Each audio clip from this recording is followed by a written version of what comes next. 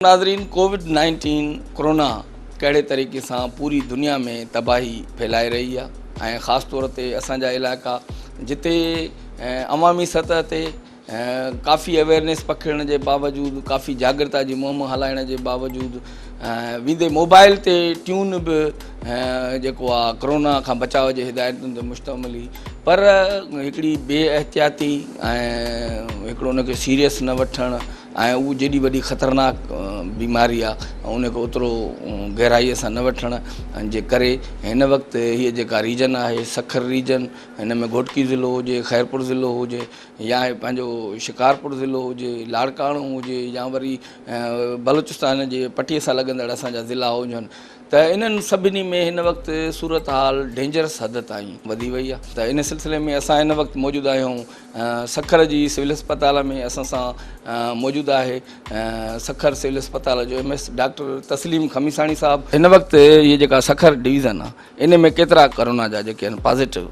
Case अची? हाणे जीअं त कम्यूनिटी में इहा बीमारी फैलिजी चुकी आहे, त कम्यूनिटी वारी जेका बि ॻाल्हि हूंदी आहे उहा तव्हांखे पाण ख़बर आहे त उहा ॾाढी ख़तरनाक हूंदी आहे, जेका हिक ॿिए खां लॻी सघे थी। हिकु घर में अगरि हिकिड़ी भाती खे थी त ॿिए खे थी सघे थी। सो हिन वक़्तु तव्हांखे ख़बर हूंदी त सखर ज़िले जा बि 4-5 जेके इलाइक़ा आहिनि उहे सील आहिनि, उहे स्मार्ट लॉकडाउन उन्हनि खे कयो वियो आहे। उन करे जो उन्हनि में तमामु घणा केसिस आहिनि। हिन वक़्तु बि सखर में जेकॾहिं तव्हां ॾिसो त वधि में वधि जेका सैम्पलिंग कई वञे थी उहा सखर में कई वञे थी। तक़रीबन असां 400-500 जी रोज़ सैम्पलिंग कयूं था माण्हुनि जी। उन में डेली जी मां तादाद तव्हांखे ॿुधायां त तक़रीबन 500 मां 90 खां वठी 100 ताईं या 110 पॉज़िटिव अचनि था। जेके सरकारी टेस्टूं थियनि थियूं चवंदा उन में पॉज़िटिव थो अचे, वरी उहो किथे वञी कराइनि था किथे, त पोइ वरी उहो नेगेटिव अचे। न सर, पॉज़िटिव हूंदी आहे जॾहिं माण्हुनि जे जिस्म में वायरस हूंदो तॾहिं उहो पॉज़िटिव ईंदो। बाक़ी जेका नेगेटिव आहे उहा फॉल्स थी सघे थी, उहा कूड़ी थी सघे थी, छो त सैंपल वठण जो बि हिकिड़ो तरीक़ो हूंदो आहे। जेकॾहिं तव्हां सही तरीक़े सां सैंपल नथा वठो कंहिं माण्हू जो त उहो नेगेटिव अची सघे थो। पर पॉज़िटिव जॾहिं उन में तव्हांखे वायरस नज़र ईंदो उन में टेस्ट में, तॾहिं तव्हां हुनखे पॉज़िटिव कंदो, त मतिलबु वायरस आहे। छा आहे 14 ॾींहंनि खां थोरो वधीक हले थो या मतिलबु घणो हिकिड़े इंसान जे जिस्म में केतिरे अरसे ताईं इहे जहिड़ो ज़िंदा रही सघे? हिन जो आइसोलेशन जेको पीरियड आहे उहो WHO जेको क्राइटेरिया मुक़ररु कयो आहे 14 ॾींहं, त आइसोलेशन में माण्हू खे 14 ॾींहं रखो, छो त 14 ॾींहंनि खां पोइ हिन जो असरु ख़तमु थी थो वञे। अगरि उहो जिस्म में जरासीम तव्हांजो रहे पियो थो त उहो ॿियनि माण्हुनि खे इन्फेक्ट नथो करे। ॿियनि माण्हुनि खां तव्हां जेकॾहिं मिलो था, उन्हनि सां ॻाल्हायो था, त ॿियनि माण्हुनि खे जेकॾहिं उहो ट्रांसमिट थिए थो त उहो उन में इन्फेक्ट नथो करे। 14 ॾींहंनि जो हुनजो इंक्यूबेशन पीरियड जेको आहे 14 ॾींहं आहे। सखर ज़िले जा केतिरा डॉक्टर्स आहिनि या तिबी अमलो आहे, हेल्थ जे जेको खाते जा माण्हू जेके इन में माना पंहिंजो फ़र्ज़ु अदा कंदे जिन खे जेको कोरोना पॉज़िटिव? 30 खां मथे असांजा डॉक्टर ऐं पैरामेडिकल स्टाफ हिनमहिल ताईं इन्फेक्ट थी चुका आहिनि, ऐं उन मां मेजॉरिटी शुक्र आहे अलाह जो त उहे सिहतयाब थी चुका आहिनि। ऐं हिनमहिल बि असांजा तक़रीबन 14 जेके डॉक्टर ऐं पैरामेडिकल स्टाफ उहे आइसोलेशन में आहिनि। अच्छा, जेके मतिलबु पैरामेडिकल जा आहिनि या डॉक्टर आहिनि उहे आइसोलेशन पंहिंजे घरनि में कनि था या उन्हनि खे अस्पताल में? अॼुकल्ह क्राइटेरिया इहो आहे त प्रेफर उनखे था कयूं त पंहिंजे घर में आइसोलेट थियनि त उहो वधीक बहितर आहे, छो त घर में उनखे मेंटली सुकून बि मिले थो ऐं इहो पाण खे अकेलो महसूसु न आहे। अकेलो हेजिटेट बि थी वञे। हा, अकेलो बि आहे अगरि घर में त उहो पंहिंजो सेफ महसूसु करे थो पाण खे, ऐं सुठे तरीक़े सां सिहतयाब थियण जा जेके चांसिस या रेशो आहे जेको उहो घर में आइसोलेट थियण में वारनि जो वधीक आहे। तव्हां वटि सखर में वेंटिलेटर घणा? हिनमहिल मूं वटि जेके टोटल त 10 वेंटिलेटर आहिनि सिविल अस्पताल में, पर उन में जेके 4 आहिनि उहे स्पेशली कोविड जे लाइ आहिनि। ऐं इनशाला 10 ॾींहंनि जे अंदरि असां जेके 14 ॿिया वेंटिलेटर ॾिना आहिनि, ऐं असां हाणे उहे 18 जेके वेंटिलेटर हूंदा उहे टोटली कोविड वारनि जे लाइ हूंदा। ऐं वेंटिलेटरनि जे लाइ जेको स्पेशलिस्ट जेको अमलो हूंदो आहे वग़ैरह उहो आहे, उनजी ट्रेनिंग थियल अमलो आहे पर घटि आहे। उहो बि सेक्रेटरी साहिब सां बि ॻाल्हायो आहे, मथे बि ॻाल्हायो आहे। इनशाला कुझु माण्हुनि खे असां ट्रेन बि कयूं पिया, पंहिंजे ई अमले खे उन ते जेके ट्रेंड आहिनि असांजा उहे ॿियनि माण्हुनि खे ट्रेन कनि पिया, पर अमलो असांखे इनशाला अमलो बि जल्दी मिली वेंदो ॿियो। ऐं हिन वक़्तु ताईं केतिरियूं टेस्टूं माना थी चुकियूं आहिनि सखर सिविल अस्पताल? असां 26 उन खां मई खां वठी टेस्टूं शुरू कयूंसीं, 5 लेबॉरेटरी शुरू कईसीं। पहिरियों तव्हांखे ख़बर आहे त ॾाढी तकलीफ़ हूंदी, हैदराबाद मोकिलींदा हुआसीं, कराची 4 ॾींहं लॻी वेंदा। हाणे इहो थियो आहे त जेकॾहिं 12 कलाकनि में असां रिपोर्ट ॾेई था छॾियूं, 12 कलाकनि में रिपोर्ट ख़बर पइजी थी वञे। हिन महिल ताईं असां तक़रीबन 1400 खां मथे रिपोर्टूं करे चुका आहियूं, टेस्टूं करे चुका आहियूं। तक़रीबन असांजी जेका कैपेसिटी आहे हिन महिल सरकारी अस्पताल जी, उहा 300 ताईं असां डेली करे सघूं था। किट्स जेके स्पेशल अचनि थियूं असां वटि, प्रोटेक्शन किट्स जेके कोविड वारे मरीज़ ॾे जेकॾहिं को असांजो अमलो वञे थो, पॉज़िटिव जेको केस आहे, जेके दाख़िल आहिनि असां वटि, त उन्हनि जे लाइ अलॻि किट्स आहिनि। जेके OPD में वेहनि था या इंडोर में आहिनि, उन्हनि जे लाइ अलॻि किट्स आहिनि।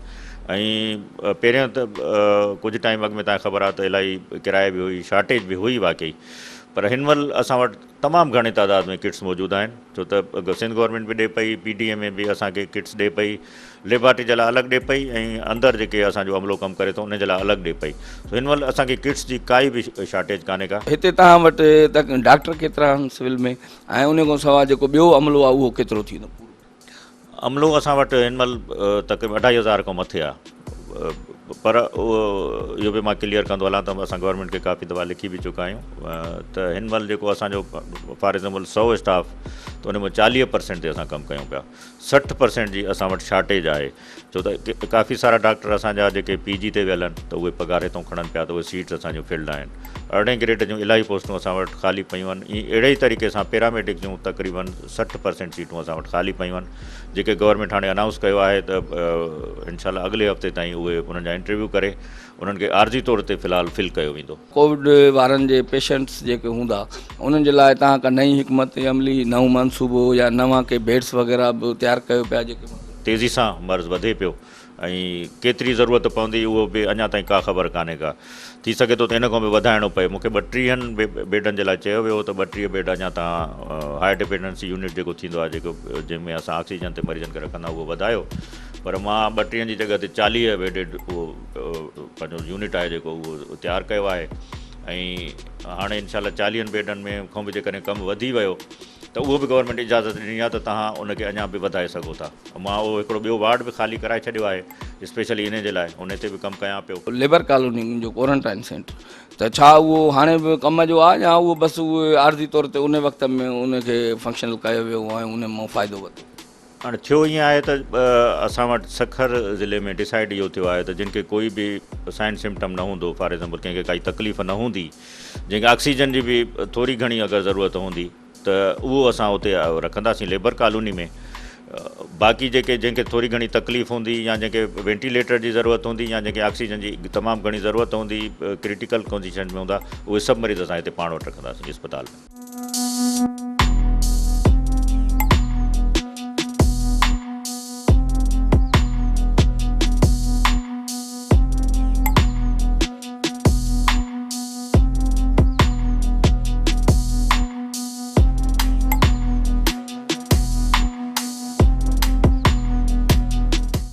नाज़रीन, कोविड-19 कोरोना जे वबा जे दौर में कहिड़े तरीक़े सां पूरी दुनिया तबाहीअ जे तरफ़ वञी रही आहे, ऐं कहिड़े तरीक़े सां असांजनि इलाइक़नि में हाणे ॻाल्हि वस खां चढ़ी वई आहे। ऐं हिन वक़्तु असां ख़ैरपुर ज़िले में मौजूदु आहियूं, ऐं ख़ैरपुर ज़िले में ईअं सम्झो त केतिरा ई इलाइक़ा जेके हॉट स्पॉट करार ॾिना विया आहिनि, जिन खे सील कयो वियो आहे, जिते कोरोना जा तमामु घणा केस जेके मौजूदु आहिनि। ऐं ख़ैरपुर ज़िलो सिंध जो हिकिड़ो वॾे में वॾो ज़िलो आहे, ऐं ॿिया 2-3 ज़िला माना मिलाइबा तॾहिं हिकिड़े ख़ैरपुर ज़िले जेतिरो जेका हद थींदी या रक़बो थींदो या हुनजी जेका पखेड़ थींदी, त उन हिसाब सां कोरोना जो जेको असरु आहे उहो बि हिन इलाइक़नि में एतिरो ई तेज़ीअ सां पखिड़ियो आहे। त हिन वक़्तु असां सां मौजूदु आहे एडिशनल डिप्टी कमिश्नर 2 इक़बाल जनराण साहब। ख़ैरपुर में हींअर छा पोज़ीशन आहे? ख़ैरपुर जे हिसाब सां मां तव्हांखे ॿुधाईंदो हलां त तक़रीबन 6500 ऐं समथिंग आहिनि, 6000 जेके टोटल असां अॼु ॾींहं ताईं रिपोर्ट्स जेका सो कयूं आहिनि, जंहिंमां असां वटि जेके पॉज़िटिव केसिस आहिनि उन्हनि जो तइदादु 1100 ऐं कुझु आहे। अल्हम्दुलिल्लाह उन मां बि काफ़ी 400 450 जेके आहिनि असांजा क्यूअर्ड थी चुका आहिनि, शफ़ा याफ़्ता थी चुका आहिनि। ऐं में फोती घणा? फोती हिन वक़्तु ताईं असांजा जेके लोकल आहिनि उहे 11 डेथ रिपोर्ट थियूं आहिनि। गंबट जी छा सिचुएशन आहे हुते कोई पाड़ा वग़ैरह सील कया विया आहिनि तव्हांजी एरिया में? गंबट में बि 2 डेथ रिपोर्ट्स थियूं ऐं काफ़ी उते जेके केसिस आया उहे पॉज़िटिव अची विया। उन जे करे डिप्टी कमिश्नर ऐं डिस्ट्रिक्ट हेल्थ ऑफिसर पाण में वेही मीटिंग करे ऐं पूरे डिस्ट्रिक्ट जा कुछ मोहल्ला जिथे केसिस वधीक रिपोर्ट थिया ऐं कुछ डेथ रिपोर्ट थियूं उन में गंबट जा 2 मोहल्ला आहिनि, शेख मोहल्ला, गरीबाबाद मोहल्ला आहे, खैरपुर जा 6-7 मोहल्ला आहिनि जंहिंमें इवन जीलानी पाड़ो आहे या आखोंद मोहल्लो आहे, बनारस कॉलोनी आहे, माचिस फैक्ट्री आहे, पंजहटी आहे। इन में केस तमामु घणा हिननि में रिपोर्ट थिया। उन जी हिकिड़ी क्राइटेरिया आहे त ईअं हरू बि उन्हनि खे जेका सो सील नथो कयो वञे। उन में इहा ई क्राइटेरिया आहे त उते केसनि जो तइदादु वधीक हुजे या डेथ रिपोर्ट्स थियूं हुजनि तॾहिं उन्हनि मोहल्लनि सील जो मतिलबु माण्हुनि जी अचु वञे हो त उहा त आहे कानून त हुते कायो बसि शामिया न कंदा तूं हणी था छॾे ॾाढो। न ईअं बि न आहे। तव्हां गंबट में वञी ॾिसो, मूं वटि फोटेजिस बि मौजूदु आहिनि, या हिते बि तव्हां पंजहटी ते वञी ॾिसो, ॿियनि पहाड़नि में बाक़ाइदे खारदार तारूं हणी उते पुलिस जूं चौकियूं लॻायूं वयूं आहिनि, उन्हनि खे मुकमिल सील। बाक़ी हिननि मां को ॿाहिरि न निकिरे न ई अंदरि वञे। उन्हनि जे लाइ उन्हनि खे कोई अधु कलाक जी रिलैक्सेशन पर फैमिली मां हिकिड़े माण्हू खे जेको ज़रूरी रोज़मर्रा जूं शयूं वठी सघे थो, बाक़ी ॿाहिरि माण्हू न निकिरंदो या ॿाहिरियों माण्हू उन एरिया में नथो अची वञी सघे। ऐं कंहिं बि क़िस्म जो गाॾे वारो महिमान वग़ैरह हो जेको परे खां कोई न, ॿाहिरियां टोटली बैन आहे ऐं उहो सील आहे। सील थियल इलाइक़ा आहिनि हिते कोई न अचे फ़िलहाल। जेके सील्ड एरिया आहिनि डिक्लेयर कया आहिनि डिप्टी कमिश्नर साहिबु, हिते कोई माण्हू अची वञी न सघंदो। इहो केतिरा ॾींहंनि ताईं सील? हा, इन्हनि जो दौरानियो आहे 14 ॾींहं। जीअं हिकिड़ो क्वारंटाइन रहण जो पीरियड आहे उहो 14 ॾींहं आहे। ही बि जेको सील कया आहिनि उन्हनि जो दौरानियो जेको आहे उहो 14 ॾींहंनि ताईं आहे। फर्दर वधीक जेकॾहिं उन में ख़ुदा न करे का अहिड़ी अञा वधीक ज़रूरत पए थी त उन खे एक्सटेंड बि करे सघिजे थो, या वरी ॿिया पाड़ा बि थी सघनि था। इवन ॾिसो न, ही अञा असां वटां ख़तमु कोन थी आहे बीमारी, ही अञा वधीक तेज़ी सां बल्कि फैलिजी रही आहे। इन जो सबबु इहो आहे त माण्हू एहतियात कोन था कनि। एहतियाती तदाबीर जेके आम सभिनी खे प्रिंट मीडिया ते या इंतिज़ामिया उहे प्रॉपर एफर्ट नथी वठे जंहिंजे करे माण्हुनि में माना ॾिसो, मां तव्हांखे ॿुधायां त इंतिज़ामिया जो कमु आहे प्रॉपर अवेयरनेस, जेका लोकल सोशल मीडिया जे थ्रू, प्रिंट मीडिया जे थ्रू, मोबाइल जी रिंग टोन आहे, मस्जिदनि मां मौलविन जे थ्रू उन्हनि खे ऐलान करे ॿुधाइणु, या NGOs आहिनि असांजूं उन्हनि जे थ्रू अहिड़े क़िस्म जा जेका सेशन्स कराइणु सोशल डिस्टेंसिंग जे हवाले सां, ॿी प्रिकॉशनरी मयर्स जे हवाले सां। इंतिज़ामिया जो कमु आहे माण्हुनि खे अवेयरनेस ॾियणु। हाणे इंतिज़ामिया हर माण्हू ताईं असांजो पुलिस ऑफिसर या रेवेन्यू ऑफिसर तव्हांखे माण्हुनि जो रवैये में छा थो लॻे त माना उहो नथा कनि? जॾहिं खां कुझु डेथ रिपोर्ट्स थियूं आहिनि उन खां कुझु माण्हुनि थोरो सेंसिटिव थिया आहिनि। कोरोना जे लाइ छा का बजट वग़ैरह आई आहे हिते जेका माना उन ते महिनत थी रही? ॾिसो, असां वटि कोरोना जे लाइ का बि सवाइ जेको विच में राशन बैग्स जेको लॉकडाउन थिया, गवर्नमेंट अनाउंस थिया, उन में जेका बजट आई 4 करोड़ जंहिंमें काफ़ी 25 खां 30 हज़ार फैमिलीज़ खे जेका सो राशन 3 फेसनि में ॾिनो वियो। हिते खैरपुर ज़िले में उन खां अलावा का बि डिप्टी कमिश्नर वटि बजट कोन आई आहे। इक्विपमेंट आहिनि कोरोना जे लाइ, मिसाल डॉक्टर्स जे लाइ जेके किटूं आहिनि, उहे DC ऑफिस कहिड़े तरीक़े सां? उहे असां वटि डिप्टी कमिश्नर वटि न पिया अचनि, उहे डिस्ट्रिक्ट हेल्थ ऑफिसर वटि अचनि पिया। पर मुंहिंजी मॉनिटरिंग त उन जी नथी अचे। बिल्कुलु, उन में मां ज़रूरु एतिरो चवंदुसि त जेतिरी शइ असांखे हिते मिलणु खपे आहे ओतिरी उन तइदाद में न मिली आहे। उन जी खोट ज़रूरु आहे, हिन महिल ताईं बि खोट बरक़रार आहे। त हे मरीज़ वग़ैरह बेतहाशा यकदमि वधी विया? बिल्कुलु ज़ाहिर आहे, इतने माण्हुनि जेको आहे गवर्नमेंट जी SOP ते अमल न कयो त ज़ाहिर आहे अस्पतालुनि जा बेड भरिजी विया। हा, ज़ाहिर आहे उन सां वेंटिलेटर ख़तमु थी। ॾिसो, जॾहिं हिकदमि तइदादु वधणु शुरू थी वियो मरीज़नि जो त असां वटि एतिरो इंफ्रास्ट्रक्चर त कोन्हे।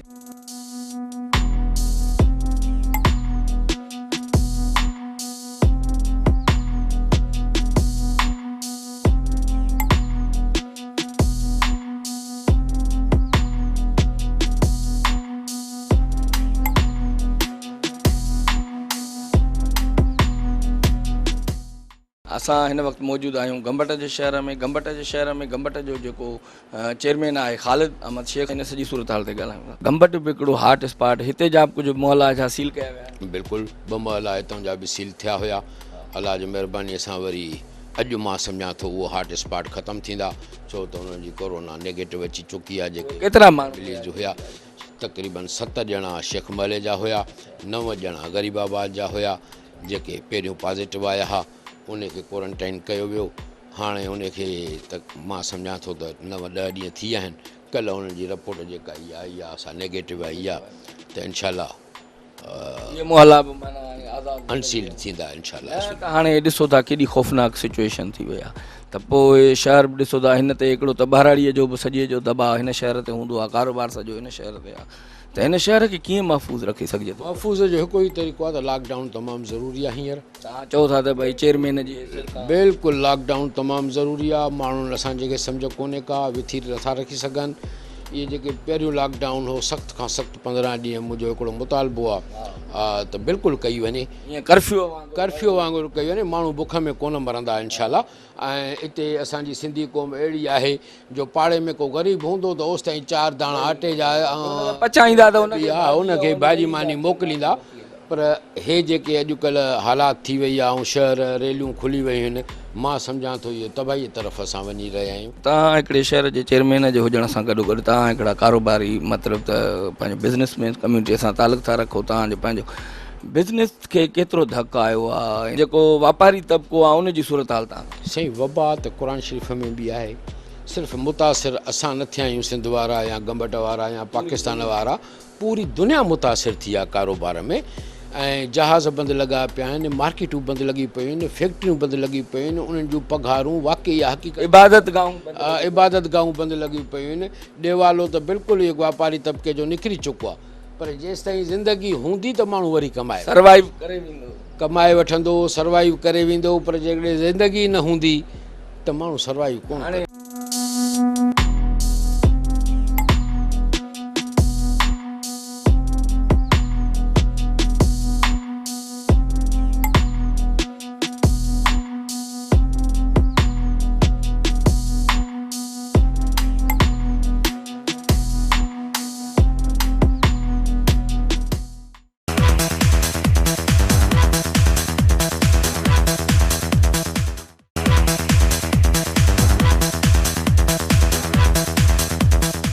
डॉक्टर रहीम बख्श भट्टी साहब, जिम्स में कोरोना जा केतिरा पॉज़िटिव पेशेंट? हिन वक़्तु असां जेके ICU में दाख़िल आहिनि, जेके वेंट ते आहिनि, 8 केसिस वेंट ते आहिनि। ऐं इंटीरियर सिंध में जेको बि आहे यानी उत्तर सिंध में जेके चओ खणी त असां ई आहियूं जेको असां ICU ठाहियो, उन 20 वेंटिलेटर जो हिकिड़ो इहो अनोखो कमु हो। ऐं उनखे हलाइणु, उनखे ॾिसणु, उनखे उनजा स्पेशलिस्ट अरेंज करे ॾियणु हिकिड़ो तमामु वॾो कमु हुयो। पर असां इमीडिएट शुरू में ई असां करे छॾियो ऐं उन में आइसोलेशन 3 रूम बि ठाहियूं, 20 बेड जो वार्ड बि ठाहियो ऐं 20 असां वेंटिलेटर बि अरेंज कया। ऐं हिते माण्हुनि खे त इहा वॾी सहूलियत थी। माण्हू परेशान आहे, सभु पिया चवनि वेंट ते असां काॾे वञूं। कराची वारनि पंहिंजियूं अस्पतालूं बंदि करे छॾियूं, चई का बि कल्ह हणी चयूं पंहिंजा त असां वटि का बि जॻह कोन्हे वेंट लाइ। उहे वीचारा असां वटि आया बाद में अची, असां हुनखे कराचीअ खां बि हिते आया, असांखे कराची खां बि आया, कश्मीर खां आया, लाड़काने खां आया, नौशरो फिरोज़ खां आया, जेका बि 10 ज़िलनि खां सभु पेशेंट घोटी खां आया असां वटि। ऐं हिन वक़्तु बि सभिनी ज़िलनि जा 10 ज़िलनि जा असां दाख़िल पेशेंट।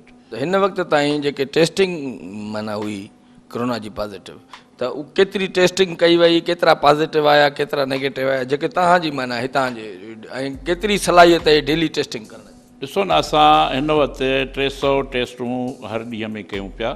ऐं उन खां पोइ असां 10 ज़िलनि खे पे कवर कयो सिंध जे खे, जंहिंमें नौशरो फिरोज़ बि हुयो, तव्हांजो नवाज़ शाह बि हुयो, घोटकी बि हुयो, त कश्मीर बि हुयो, असांजी शिकारपुर बि हुई, इहा लाड़कानो बि हुयो। उनखे पहिरियों जेका टेस्टिंग जी फैसिलिटी असां गंबट प्रोवाइड कई पहिरियों।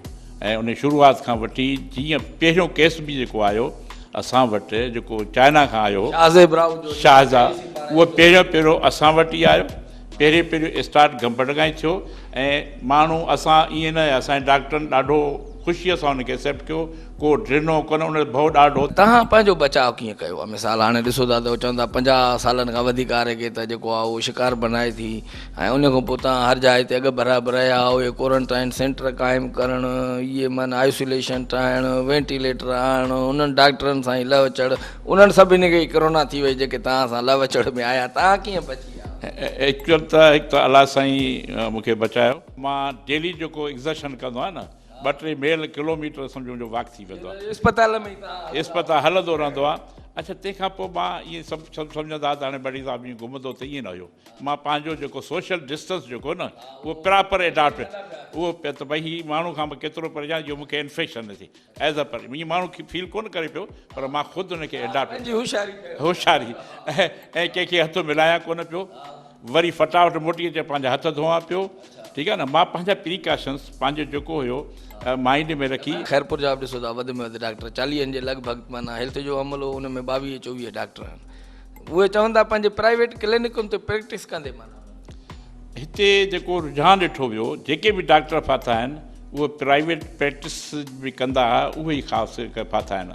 असांजे सरकारी अदारे में त न फाथा, छो त असां प्रिकॉशन सभु कुझु PPE पर्सनल प्रोटेक्टिव किट हुते असां त आहे, पर हुन प्राइवेट हू न पिया पाइनि, उन में इहो न पिया कनि। ऐं उहे मरीज़ जेके आहे उनखे वधीक छा हमेशह ख़्यालु कंदा आहिनि, प्राइवेट वधीक कंदा आहिनि न, त उहे मरीज़नि जी वेझो घणो पिया अचनि, मरीज़नि सां वधीक पिया ॻाल्हाइनि, मरीज़नि खे प्रेस करण लाइ त असां सुठा डॉक्टर आहियूं, त उन ख़्यालु कमाइण जो ख़्यालु न कयो हुन पंहिंजो। हिते केतिरनि मरीज़नि खे कोरोना जा जेके पॉज़िटिव हुया उन्हनि खे हिते दाख़िल कयो वियो, केतिरा सिहतयाब थी करे रहनि? हिते मुंहिंजे ख़्याल में 50 खनि असां थिया आहिनि, ऐं के 4-5 न उहे त घणा थिया आहिनि, पर ICU जेको वेंट थी विया उहो 50 जे लॻभॻि थिया आहिनि, ऐं उन में के असां वटि 5-6 के थिया आहिनि असां वटि माण्हू। हा, बाक़ी ॿिया त सिहतयाब थिया आहिनि सारा। 50 जे लॻभॻि 45 बची। हा, 45 बची आहे, वॾी ॻाल्हि आहे। सीरियस हुया, तमामु सीरियस हुया, वेंट ते माण्हू वियो ईअं त इहो जिते वेंट ते वियो न पेशेंट, ईअं सम्झो त वियो, पर इहा वॾी ॻाल्हि, असांजो इंस्टीट्यूट वेझो हुयो, उनखे फैसिलिटी मिली वई, इन करे माण्हू बची घणा विया। ॿिया घणा वेंटिलेटर आहिनि पूरे जीअं सखर में, खैरपुर में, पंहिंजो घोटकीअ में? मुंहिंजे कोई नज़र त कोन थो अचे पियो। खैरपुर आया हुआ, उहे अलाए काॾे खणी विया, खैरपुर त आया हुआ न, खैरपुर को हुया, वरी अलाए काॾे चवंदो असां खणी वई, गवर्नमेंट खणी वई असां वटां। खैरपुर में कोन्हे वेंटिलेटर? न, हाणे हिन वक़्तु कोन्हे को मुंहिंजे ख़्याल में। सॼे शहर में वरी हेॾे अचे वासू सभु असां नथा अचनि पिया। हा हा, त उते ज़रूरत त हुई न, ज़रूरत त हर डिस्ट्रिक्ट में हुई, छो डिस्ट्रिक्ट हॉस्पिटल जेका असांजो त तहसील हॉस्पिटल ई जो अमलो उनजो ट्रेनिंग शुदा हर शइ असांजो वर्क में हो, असांजो अमलो बि हुयो। छा असां हिते ॾिसो न, रुगो कोरोना नथा कयूं, असां लिवर ट्रांसप्लांट कयूं पिया, उन में असांजा ॾाढा ट्रेन डॉक्टर्स आहिनि, असांजा ट्रेन कमु हले थो या हुनखे न, उहो हले थो, उहो असां हिक न ॿिए ॾींहुं असां ट्रांसप्लांट कयूं पिया ऐं हले पियो। हद खां वधीक डेंजरस सूरत हाल थी वई आहे, हाणे त सम्झो घर घर पहुची वई आहे, हाणे त माना उहो लॉकडाउन बि उहो न रहिया, वरी ईद जूं मोकलूं थियूं त उन में माण्हू बि हिक ॿिए सां रल मिल थी आहे, ऐं हींअर जेका हिन वक़्त जी सूरत हाल खे तव्हां छा था ॾिसो? सूरत हाल ॾाढी गंभीर आहे, ऐं माण्हू असां वटि बि हिकु ॿिए ॾींहुं को सीरियस बेहोश माण्हू अचे थो असां वटि, ऑक्सीजन सेचुएशन तमामु घटिजी थी वञे। कल्ह बि 2 माण्हू आया, हिकु रस्ते ते मरी वियो, अचण सां डेड बॉडी असां ॾिठीसीं मरी वियो, ऐं हिकिड़ो सीरियस हो रोड़ी खां आयो असां वटि। त इहे माण्हू हिकु न ॿिए ॾींहुं कोन हिकु ॾींहुं रोज़ को 1-2 केस त असां वटि अचे थो पियो। हा, पर हिन वक़्तु पॉज़िटिव जेके ॾाढा निकिता आहिनि, पर हिकिड़ी ॻाल्हि आहे नेगेटिव जेके काफ़ी थिया आहिनि। इहो आहे त पॉज़िटिव त निकिरनि था, पर ख़ुशि बि नेगेटिव ॾाढा था केस थी वञे हाणे। माना उन में चवंदा 14 ॾींहंनि में वरी उहो ई नेगेटिव थी वियो। हा, 14 ॾींहं खां पोइ नेगेटिव थी थो वञे न, 14 ॾींहं कटे वियो त उहो सम्झ चढ़ी वियो, उहो सम्झ चढ़ी वियो। 14 ॾींहं चिलो कटियो त बसि उहो बची वियो सम्झ, पेट भरिजी विया न। असां वटि हुया भरियल, हाणे 4-5 ख़ाली आहिनि असां वटि।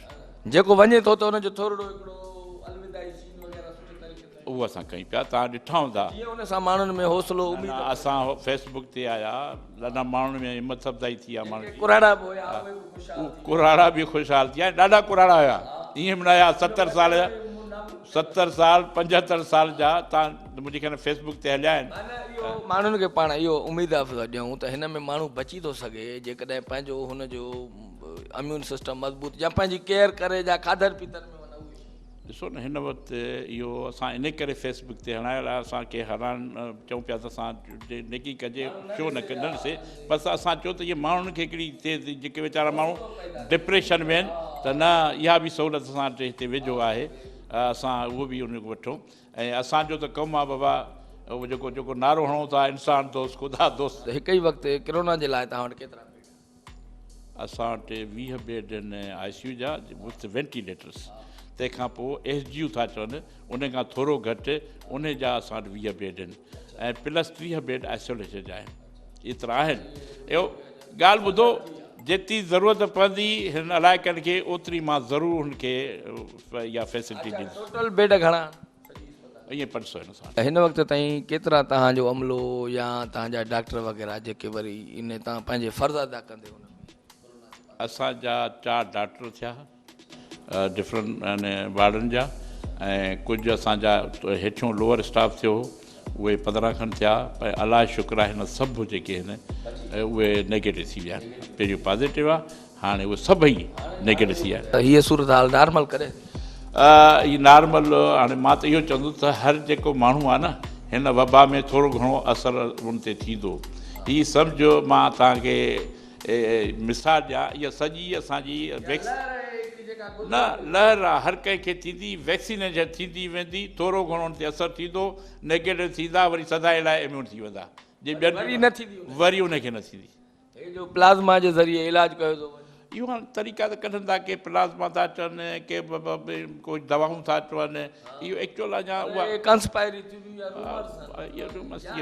मिथ जेके चइजे मिथ दुनिया जा इख़लाक़ियात जा तौर तरीक़ा मटिजी वेंदा शादियूं रस्मूं होटलिंग हर शइ में चेंज अची वेंदी हीउ कोरोना तव्हांखे घणो सबक़ु ॾेई वेंदो तव्हांखे सिस्टम सेखारे वेंदो भई तव्हां पाण हाइजीन कीअं मेंटेन कयो ॾिसो कंहिं ग़रीब ॿारहाड़ी उन्हनि खे हथ धोइण जी ख़बर बि कोन्हे पाण हिक ॿिए खां दूरि कीअं रहो सोशल डिस्टेंस कीअं हिक ॿिए खे जेका पंहिंजी इंफेक्शन न थिए कंहिं ते इहे घणियूं शयूं ते तव्हां दुनिया में ईंदड़ वक़्तु घर में सफ़ाई कयो आइसोलेशन घरनि में होम सिक्योर कईसीं त घरनि में सफ़ाई कीअं कयो साईं उहो जो फिन्स फिनाइल घर में भरणो त इंफेक्शन न थिए हिकिड़ो सेखारे वेंदो घणो सबक़ु ॾेई वेंदो ईअं न आहे जेको चवनि था त ईअं सम्झो कुर्र अर्ज़ जी सफ़ाई थी रही आहे हज़ारे फैक्ट्रियूं बंदि थी वियूं कारूं बंदि थियूं मिलूं बंदि थियूं धुओं बंदि थियो उन सां कार्बन डाइऑक्साइड खे धक आयो होॾे ओज़ून जे तह खे जेको आहे उनखे फ़ाइदो पहुतो हेॾे जेको आहे माहौलियाती गदिलाइण आलूदगी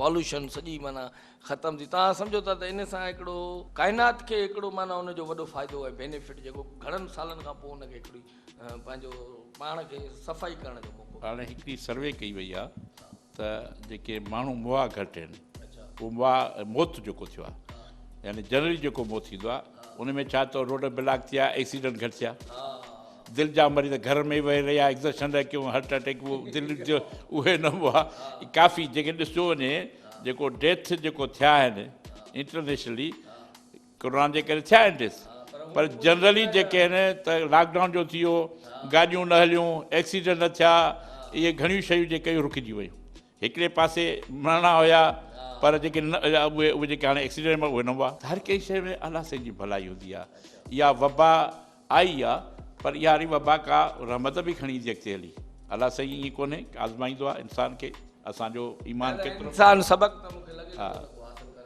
ज़रूरु कंदो अॼु तव्हां ॾिसो ख़तरे जो साईं अवेयरनेस आहे मां ॾिसां त जेका इस्पताल हाणे खुलियल आहिनि असांजूं जेको तव्हां ॾिसो हुजूम हूंदो असां वटि इस्पताल में हाणे किथे कोन्हे न त इहे माण्हू अवेयरनेस थी आहे न बाबा न वञण लाइ कोरोना थींदो या शहर में बि न वञो मथां कुझु थी पए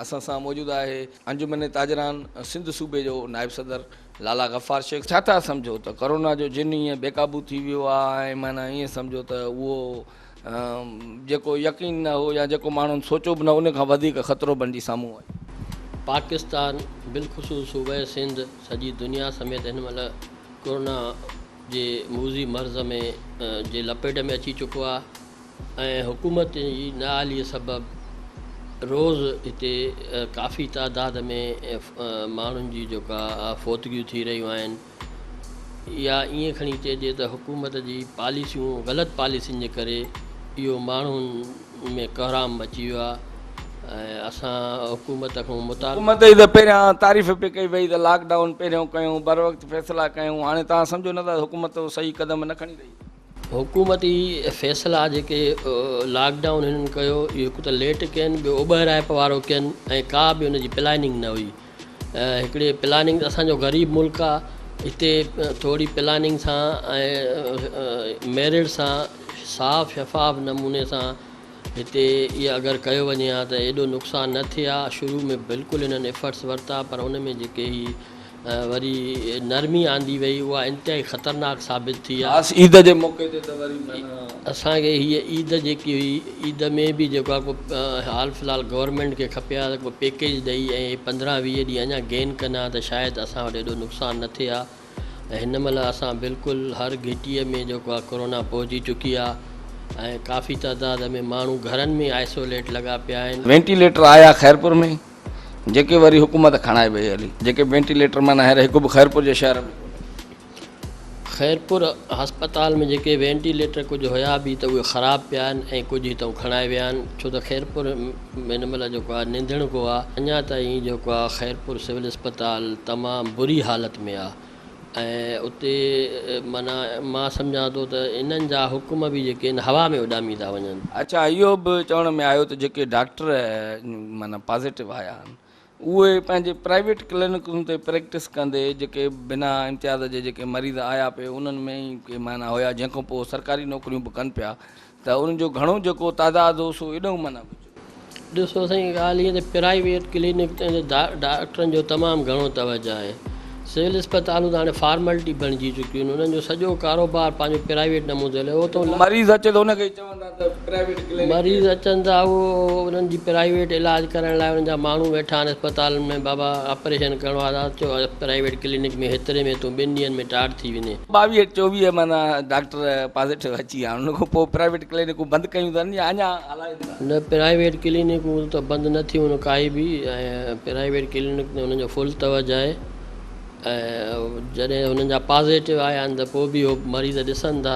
हींअर जेके DCA जे तरफ़ां या उनजी जेका ऑफिस जे तरफ़ां जेके इंतज़ाम कया विया आहिनि जेके मुख़्तलिफ़ इलाइक़नि में हाणे सीज़ कयो वियो आहे तव्हांखे ख़बर आहे ख़ैरपुर जा इलाइक़ा जंहिंमें जिलानी पाड़ो सीज़ कयो वियो आहे जंहिंमें बनारस कॉलोनी उनखे सील कयो वियो आहे अहिड़े तरीक़े सां मुख़्तलिफ़ इलाइक़ा सील कया विया आहिनि तव्हां सम्झो त हाणे सील करण वारा इलाइक़ा जिते केस वधीक आहिनि या जिते मौत थिया आहिनि त इन्हनि सां फ़ाइदो पवंदो ऐं हिन वक़्तु पूरी सिंध खे सीज़ करण जी ज़रूरत हिन महिल कोई बि फ़ाइदो न आहे शयूं वायरल ट्रांसमिशन वॾे पैमाने ते थी चुकी आहे हाणे उनजो कोई बि असरु न आहे कुझु इलाइक़नि खे करे ऐं माण्हुनि खे ख़ुशि हाणे ॾाढो ॾुखियो आहे अलाह साईं मदद कंदो आवाम खे अपील आहे त उहो पंहिंजो ख़्यालु कनि एहतियात कनि ऐं पंहिंजी जान जो पाण ई ख़्यालु कनि न की को अस्पतालुनि ते भाड़नि